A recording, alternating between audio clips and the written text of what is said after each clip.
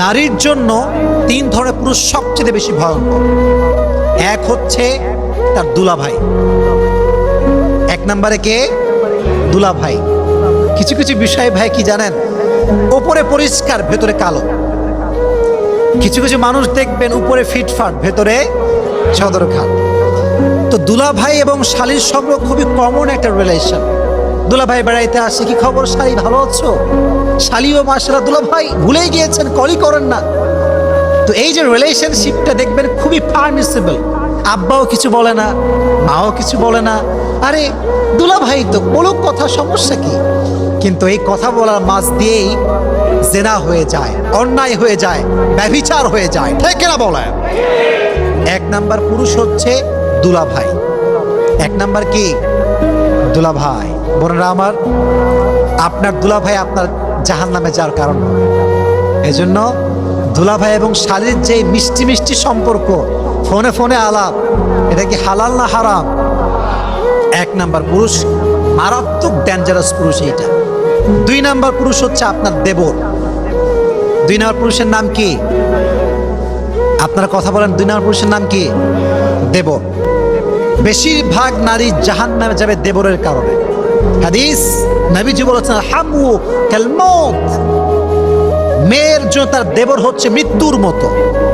মাঝে মাঝে দেখবেন যখন বিয়ে করে ভাই, নিয়ে আসছে বাসাতে বউ, কিন্তু বউ যখন অবাধে চলাফেরা করছে, একজন মেয়ে যখন বাসার ভেতরে থাকে, খুবই স্বাভাবিক তার ড্রেস একটু উল্টাপাল্টা হবে, তার ওড়না সরবে, সে যখন রান্না করবে তার ড্রেসে উল্টাপাল্টা হতে পারে।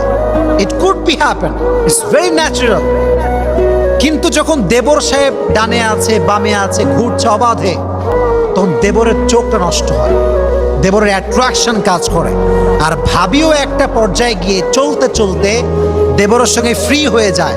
আর মাশাআল্লাহ, যদি স্বামী বিদেশ থাকে তো তার কোনো কথাই নেই, দ্য ম্যাটার ইজ খালাস, পুরোটাই খালাস।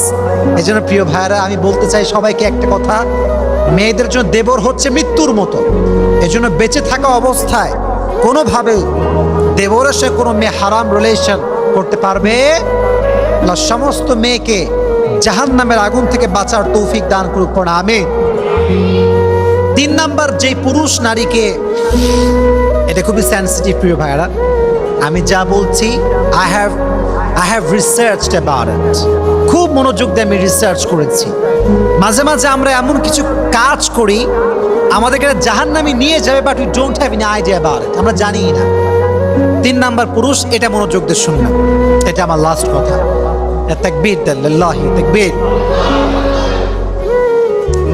কিছু কিছু পুরুষ দেখবেন দেখতে অনেক ভদ্র, মানে what they show is they're very honest, but in actual fact they are not honest, they are cheater, they are বাটপার। ঠিক না?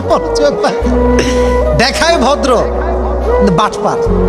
মেয়েদের সঙ্গে মিষ্টি মিষ্টি কথা বলে, ছলনাময়ী কথা বলে, মেয়ে তো মাসায় পড়ে যায়, এই কত সুন্দর যুবক রে, এরকম যুবক তো পাওয়াই যাবে না। কিন্তু এই একটা যুবক, এরেও পটাইছে আর 10টার গার্লফ্রেন্ড আছে। কোন যুবক আছে না? নাই।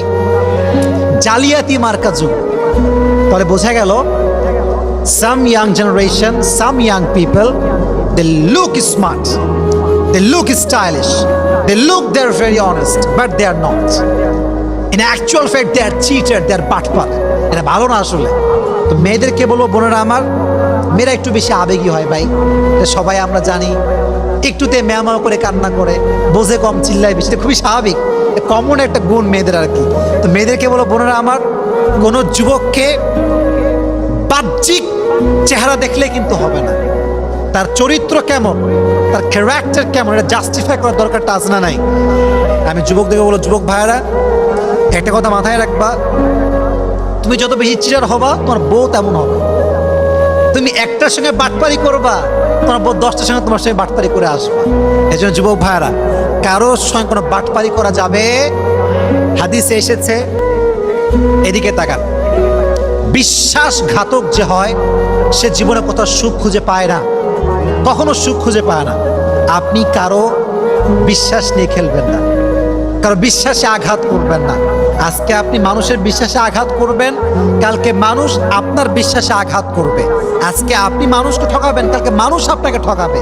এই জন্য কারোর সাথে কোনো প্রকার কোনো বিশ্বাসঘাতকতা আমরা করবো না। বলেন ইনশাআল্লাহ, জয় বলেন ইনশাআল্লাহ।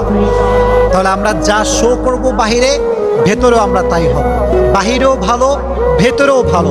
মুনাফিক হচ্ছে সে ইউজহিরু খিলাফা মা ইউবতিন, যা বাহিরে দেখায় একরকম, ভেতরে আর এক রকম, তার নাম হচ্ছে মুনাফিক। আমরা আজ থেকে কারোর সঙ্গে কোনো প্রকার কোনো মুনাফিক করবো না। বলেন ইনশাআল্লাহ। কারোর সঙ্গে কোনো বাটপারি করবো না। বলেন ইনশাআল্লাহ, মাশাআল্লাহ। আল্লাহ আমাদের সবাইকে চিটারি বাটপারি করার থেকে হেফাজত করুক। সকলেই মন করে পড়া আমিন।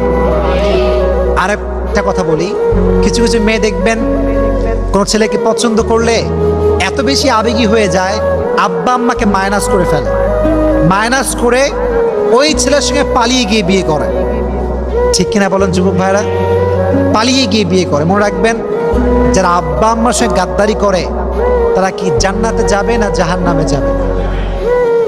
রিদাউর রব্বি ফি রিদাইল ওয়ালিদাইন ওয়া সাখতুর রব্বি ফি সাখতিল ওয়ালিদাইন। আল্লাহ বলছে, তুমি জান্নাতে প্রবেশ করতে চাও, জান্নাতে তুমি তোমার আব্বা আম্মাকে সুখী করে দাও, আমি আল্লাহ তোমাকে জান্নাত যাওয়ার টিকিট দান করে দেবো। সুবহানাল্লাহ পড়েন। এজন্য কোনো স্টাইলিশ পুরুষের পাল্লায় পড়ে মেয়েরা যারা আবেগী না হয়ে যায়, আল্লাহ আমাদের বোনদেরকে বোঝার তৌফিক দান করুন। সকলেই পড়া আমিন। তাহলে বোঝা গেল নারীকে 3 ধরনের পুরুষ জাহান্নামে নিয়ে যাবে।